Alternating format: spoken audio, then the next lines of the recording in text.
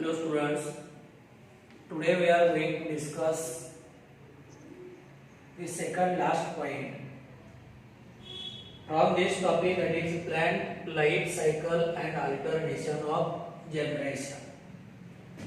As far as the plant life cycle is concerned, we have seen in plant life cycle it includes two phases. See, first phase, that is called as sporophyte phase, and second phase, this one is called as gametophyte phase. This is called as gametophyte phase. We have seen sporophyte means this one produces spores and gametophyte it produces gamete. मी तुम्हाला याच्या अगोदर सांगितले की sporophyte हे जगामध्ये फक्त spore तयार करण्यासाठी आले आणि गॅमेटोफाइट कशासाठी आले, गॅमेट तयार करण्यासाठी. या दोन डिस्टिंक्ट फेजेस प्लांटच्या लाईफ सायकल मध्ये आहेत. Sporophyte phase when comes to an end, then second phase begin, that is called as the gametophyte phase. When gametophyte phase ends, then again sporophyte phase begins. म्हणजे एक phase संपली का दुसरी सुरू होते, दुसरी संपली का पुन्हा पहिली सुरू होते, पहिली संपली का पुन्हा दुसरी सुरू होते. म्हणजे या दोन्ही फेजेस जे आहेत या प्लांटच्या लाईफ मध्ये काय होतात, रेग्युलरली अल्टरनेट होतात. जे रेग्युलरली अल्टरनेट होतात म्हणून याला आपण काय म्हणतो, that is called as alternation of generation. That is called as alternation of generation. आता याच्या दोन फेजेस आहेत. Same these two phases they are common in bryophytes, in pteridophytes, in gymnosperms, and last one that is called as angiosperm. As far as algae is concerned, the matter is different in algae. algae मध्ये plant life cycle थोडी complex आहे, याच्यापेक्षा वेगळी आहे. पण bryophyte, pteridophyte, gymnosperm आणि एंजिओस्पर्म जर पाहिलं तर या दोन फेजेस काय होतात, अल्टरनेट होत आहेत प्लांटच्या लाईफ सायकल. आणि म्हणून याला आपण नाव काय दिले, alternation of generation. Alternation of generation म्हणजे एकानंतर दुसरी येणार, दुसऱ्यानंतर पुन्हा पहिली, जे रेग्युलरली काय होतात, अल्टरनेट होत आहे. and that is why this phenomenon it is called as alternation of generation. आता हे दोन फेजेस तुमच्या लक्षात आले की स्पोरोफाइट फेज म्हणलं की स्पोरोफाइट बहुतेक करून काय डिप्लॉइड आहे, बहुतेक करून डिप्लॉइड. आणि गॅमेटोफाइट फेज जी आहे ही गॅमेटोफाइट फेज काय आहे, haploid. Means here simply here we can say that the life cycle of plant. तो इकडे लक्ष द्या, आपण काय पाहतोय, see the life cycle of plants, it includes two phases or distinct generations,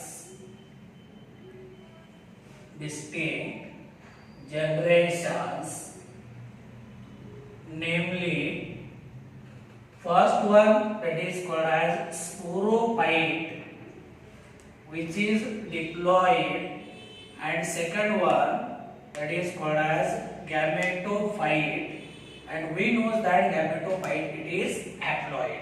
आता बघा इथे जर आपण पाहिलं तर प्लांटची जी लाईफ सायकल आहे त्याच्यामध्ये दोन फेजेस आहेत किंवा दोन डिस्टिंक्ट जनरेशन्स आहेत. एक स्पोर प्रोड्युसिंग जनरेशन याला आपण स्पोरोफाइट फेज म्हणतो, आणि दुसरं गॅमेट प्रोड्युसिंग जनरेशन याला आपण काय म्हणतो, गॅमेटोफाइट फेज म्हणतो. जे दोन जनरेशन्स आहेत, डिस्टिंक्ट जनरेशन आहेत. एक आहे स्पोरोफाइट आणि दुसरा आहे गॅमेटोफाइट. एक आहे स्पोर प्रोड्युसिंग, दुसरा आहे गॅमेट प्रोड्युसिंग. आणि जे स्पोर प्रोड्युसिंग जनरेशन आहे म्हणजे स्पोरोफाइट कसं आहे, डिप्लॉइड, आणि गॅमेटोफाइट कसं आहे, हॅप्लॉइड. आता जर आपण स्पोरोफाइट पाहिलं तर याच्यामध्ये स्पोर प्रोड्युसिंग स्पेशलाइज्ड सेल्स असतात. यांचं मेयोसिस झालं का याच्यापासून काय होते, हॅप्लॉइड सेल्स तयार होते. Means here we can say that some diploid cells some diploid cells of sporophyte, some diploid cells of sporophyte undergoes or divides by meiosis, divided by meiosis, and they produces haploid cell. They produces haploid cells. म्हणजे स्पोरोफाइटचे जे स्पेसिलायझर cells आहेत, या स्पेसिलायझर sale मध्ये काय होईल, meiosis होईल. आता ही sale कशी आहे, स्पोरोफाइट मधली सेल डिप्लॉइड आहे आणि तुम्हाला माहिती आहे कुठलेही डिप्लॉइड स्ट्रक्चर जेव्हा त्याचं मिओसिस होईल म्हणजे रिडक्शन डिव्हिजन होईल तेव्हा काय होईल, हॅप्लॉइड स्ट्रक्चर तयार होईल. म्हणजे स्पोरोफाइट मधल्या डिप्लॉइड सेलचं मिओसिस झालं कधी produces haploid cell and see these haploid cells divides by mitosis. These haploid cell divides by mitosis to form gametophyte. म्हणजे बघा डिप्लॉइड सेल पासून हॅप्लॉइड सेल्स तयार झाल्या. परत हॅप्लॉइड सेल मध्ये कुठली सेल डिव्हिजन झाली, mitosis. They divides by mitosis and they form gametophyte, means they form or they produce gamete producing structure. They produce gamete producing structure. आता gametophyte चा role तुम्हाला माहिती आहे. gametophyte काय तयार करणार आहे, gametes तयार करणार आहे. means here we can say that gametophyte it produces male and female gametes,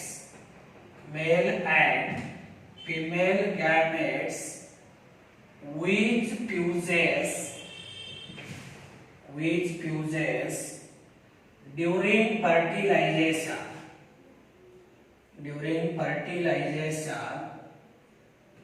and they forms zygote.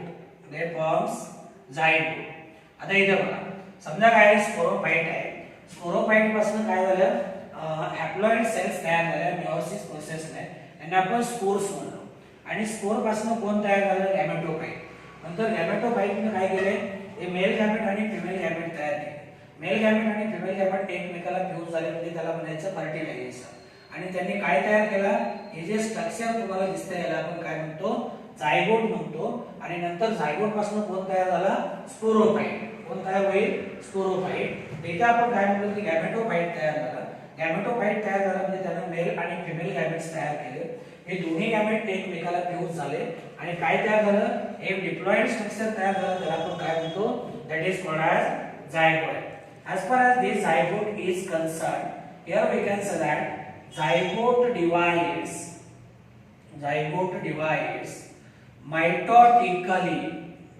divides mitotically and forms or produces sporophyte. Zygote it divide by mitotic cell division and it result into formation of diploid structure. This diploid structure means it is nothing but spore producing generation. याला आपण काय म्हणतो, that is called as sporophyte. Then next point, these two phases or these two generations, that is first one gametophyte and second one sporophyte, they alternately occurs in the life cycle of plant. And this phenomenon it is called as alternation of generation. Means say the sporophytic and gametophytic generations occurs alternately in the life cycle of plant. They occurs alternately means one after another. When sporophyte ends, gametophyte begins. When gametophyte ends, sporophytic phase begin. Again gametophytic, then sporophytic, then gametophytic, then sporophytic. Means these two generations, that is gametophytic generation and sporophytic generation, occurs alternately in the life cycle of plant, and that is why say this phenomenon it is called as alternation of generation. This phenomenon is called alternation of generation. काय म्हणताला? It is called as alternation of generation. आता इथपर्यंत तुमच्या लक्षात आलं बघा. दोन main phases आपण पाहिल्या. एक स्पोरोफाइट, दुसरी गॅमेटोफाइट. स्पोरोफाइट डिप्लॉइड आहे, गॅमेटोफाइट हॅप्लॉइड आहे. आता आपण पुढे घेऊन चाललोय स्पोरोफाइट फेजला. स्पोरोफाइट म्हणजे मेन प्लांट बॉडी. याच्यामधले जे डिप्लॉइड सेल आहे त्याचं मेयोसिस होईल, त्याच्यापासून हॅप्लॉइड सेल्स तयार होतील. परत या हॅप्लॉइड सेल मध्ये मायटोटिक सेल डिव्हिजन होईल, त्याच्यापासून गॅमेटोफाइट तयार होईल. म्हणजे गॅमेटोफाइटिक जनरेशन मधली प्लांट बॉडी. आणि गॅमेटोफाइट म्हणजे तर तुम्हाला माहिती काय तयार करणार आहे? मेल आणि फिमेल गॅमेट. हे दोन्ही जेव्हा एकमेकाला फ्यूज होतील तेव्हा झायगोट तयार होणार. आणि झायगोट नंतर काय तयार करेल? Zygote it will give rise to the sporophyte. म्हणजे दोन जनरेशन काय होतात प्लांटच्या लाईफ सायकल मध्ये अल्टरनेटली ऑकर होतात. They occurs alternately, and that is why this phenomenon it is called as alternation of generation. It is called as alternation of generation. आता दोन generation तुमच्या लक्षात आले, एक स्पोरोफाइटिक, दुसरं गॅमेटोफाइटिक. तर same distinct alternation, next point, that is distinct alternation of these two generations, of these two generations occurs or is observed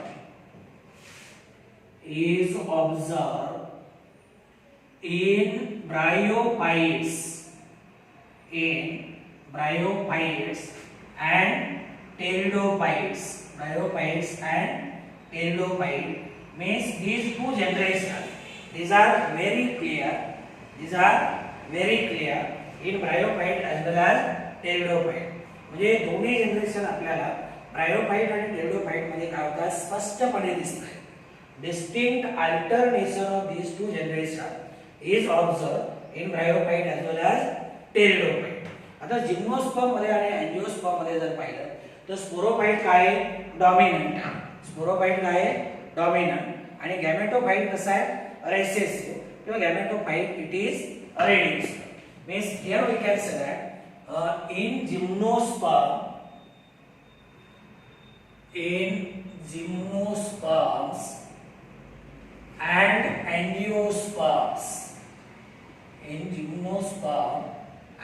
angiosperms, gametophyte, gamete producing generation, gametophyte is much reduced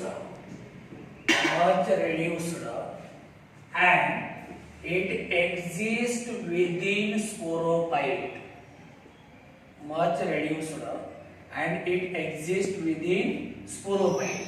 म्हणजे जसं bryophyte आणि pteridophyte मध्ये हे दोन्ही generation आपल्याला clear cut दिसत आहे. आला लक्षामध्ये? इथं जिम्नोस्पर्म आणि अँजिओस्पर्म मध्ये मात्र कंडिशन वेगळी आहे. जिम्नोस्पर्म मध्ये काय? जिम्नोस्पर्म मध्ये हा जो गॅमेटोफाइट आहे तो it is reduced, it is much reduced and that is why it exists within sporophyte and hence it is not clearly observed. म्हणजे तो आपल्याला क्लिअर कट दिसत नाही. आता हे झालं जिम्नोस्पर्म अँजिओस्पर्म बद्दल, टेरिडोफाइट ब्रायोफाइट बद्दल. राहता राहिला मुद्दा आपला अल्गीचा. Here we can say that say in algae the nature of or in algae based on nature of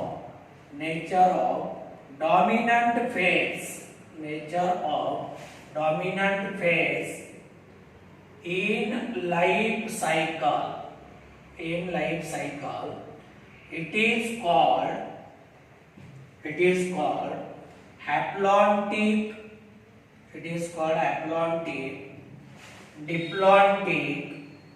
diplontic and haplodiplontic life cycle. आता मी मागाशी सांगितलं होतं ना की अल्गे मध्ये जे अल्टरनेशन ऑफ जनरेशन आहे ते कॉम्प्लेक्स आहे. ब्रायोफाइट टेरिडोफाइट मध्ये आपण पाहिलं, जिम्नोस्पर्म अँजिओस्पर्म मध्ये आपण पाहिलं. पण आपण काय म्हणतोय की आल्गीचा जेव्हा आपण विचार करतोय तेव्हा आल्गीमध्ये कुठली डॉमिनंट फेज आहे त्याच्यावर आपण लाईफ सायकल 3 प्रकारामध्ये डिवाइड करतो. एक हॅप्लॉइडिक लाईफ सायकल, म्हणजे याच्यामध्ये हॅप्लॉइड फेज गॅमेटोफाइट काय आहे, डॉमिनंट आहे. डिप्लॉइडिक फेज याच्यामध्ये काय आहे, डिप्लॉइड फेज डॉमिनंट, आणि इथं दोन्ही फेज काय आहे, dominant. Haplodiploidic life cycle, haplodiploidic life cycle. Let's see next point, that is in bryophytes. In bryophytes, haploid gametophyte, haploid gametophyte is dominant. हे आपण पाहिले, फक्त तुम्हाला काय करायचंय, रिवाइज करायचंय. काय करायचंय, रिवाइज करायचंय. आपण हे पाहिलं होतं की ब्रायोफाइट मध्ये जर आपण पाहिलं तर हॅप्लॉइड गॅमेटोफाइट जो आहे हा काय आहे, डॉमिनंट आहे. आणि तो कसा आहे, फोटोसिंथेटिक आहे. काय आहे, photosynthetic means it is photosynthetic. It is photosynthetic means prepare its own food material. That is why it is independent, and it is thalloid or erect. It is thalloid or erect. म्हणजे बघा, जर आपण lower bryophyte मध्ये पाहिलं, म्हणजे पुण्यामध्ये liver word मध्ये, तर काय प्लांट बॉडी जी आहे थॅलस लाईक स्ट्रक्चर आहे. आणि म्हणजे it is thallus like, it is prostrate and it is flat.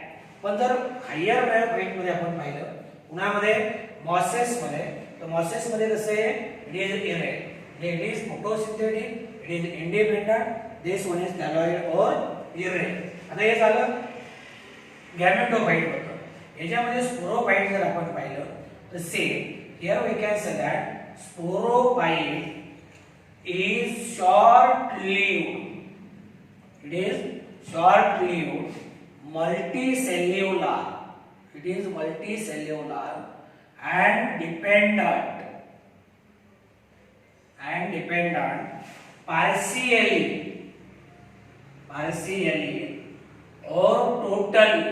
partially or totally on gametophyte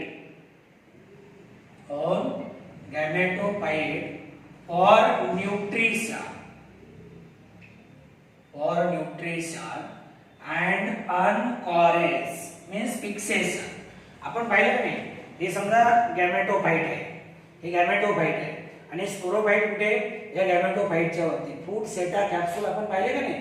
तर इथे यांचं म्हणणं आहे की स्पोरोफाइट जे आहे it is short lived, it is multicellular and it is dependent either totally or partially on gametophyte for nutrition as well as anchorage. म्हणजे गॅमेटोफाइट कडून जे न्यूट्रिशन घेणार, गॅमेटोफाइटला जे काय राहणार, अटॅच राहणार. आता हे झालं ब्रायोफाइट बद्दल. टेरिडोफाइट मध्ये जर आपण पाहिलं तर say in pteridophytes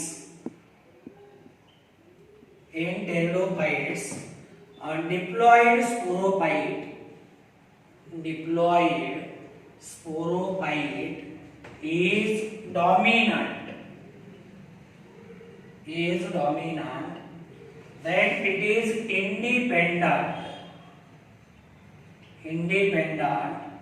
and vascular plant body. जेव्हा आपण टेरिडोफाइटिक प्लांट बद्दल बोलतो, तर टेरिडोफाइटिक प्लांट मध्ये स्पोरोफाइट कसा आहे, डिप्लॉइड आहे, तो डॉमिनंट आहे, इंडिपेंडंट आहे, ऑटोट्रॉपिक आहे, स्वतःचं फूड मटेरियल स्वतः तयार करतोय.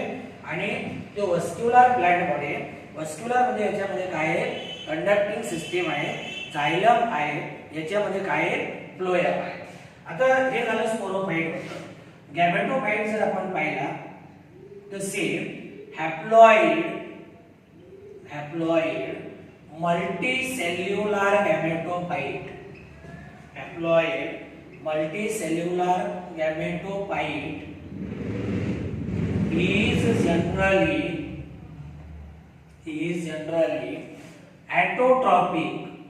is generally autotrophic and this one is also short lived. आता इथे बघा, जर आपण ब्रायोफाइट मध्ये पाहिलं तर शॉर्ट लिव्ड कोण आहे, स्पोरोफाइट. आणि टेरिडोफाइटामध्ये पाहिलं तर gametophyte it is generally autotrophic and short live and this gametophyte it alternates with sporophyte. It alternate with sporophyte, and this phenomenon it is called as alternation of generation. It is called as alternation of generation. आता एकदा फक्त मी तुम्हाला diagram व्यवस्थित समजून सांगतो. तुमच्या लक्षात आले की जे स्पोर प्रोड्युसिंग जनरेशन आहे किंवा जे स्पोर प्रोड्युसिंग प्लांट बॉडी आहे याला आपण काय म्हणतो, स्पोरोफाइट म्हणतो. काय म्हणतो, स्पोरोफाइट म्हणतो. आता हे स्पोरोफाइट जे आहे ही स्पोरोफाइट काय करणार, स्पोर्स तयार करणार. पण स्पोर कुठल्या प्रोसेसने तयार करणार, मिओटिक सेल डिव्हिजन. कुठल्या, मिओटिक सेल डिव्हिजन.